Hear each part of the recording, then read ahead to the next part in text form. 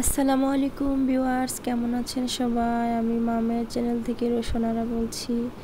আজকে নতুন একটি রেসিপি নিয়ে এসেছি, কচু দিয়ে সিমের দানা। এখানে প্রথমে কড়াইয়ে তেল দিয়ে দেব। তেল দিয়ে এখানে পেঁয়াজ কুচি দিয়ে দেব। পেঁয়াজ কুচিটা কিছুক্ষণ ভেজে নেব। ভেজে নেওয়ার পর এখানে গরম মশলা কিছুটা অ্যাড করে দেব। দারচিনি, এলাচ, তেজপাতা এগুলো দিয়ে সামান্য একটু পানি দিয়ে দেব। এখানে আদা রসুন পেস্ট দিয়ে দেব। দিয়ে কিছুক্ষণ আবারও নেড়ে নেব।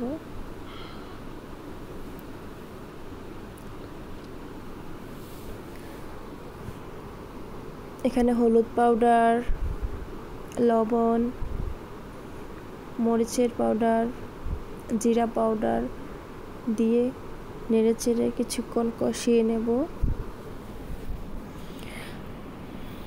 কষানো হয়ে গেলে উপরে তেলটা বেশি আসলে আমি এখানে কচু অ্যাড করে দেব। এটা কচু শাক।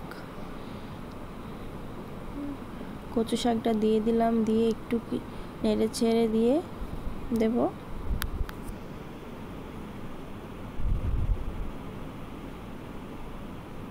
আপনারা চাইলে কচু শাকটাকে আলাদা সিদ্ধ করে নিতে পারেন। এখানে আমি আস্ত একটি খোসা ছাড়িয়ে দিয়ে দিলাম। কাঁচামরিচ 5-6টি দিয়ে দিলাম। দেখুন কত সুন্দর হয়েছে। এটা আপনারা বাসায় ট্রাই করবেন, ভালো লাগবে। এই যে সিমের বিচি, এখানে সিমের বিচি আমি ভেজে রেখে তারপর সিদ্ধ করেছি। এগুলো মিক্স করে একসাথে নেব। মিক্স করানো হয়ে গেলে এখানে আমি ধনেপাতা কুচি দিয়ে দেব। দেখুন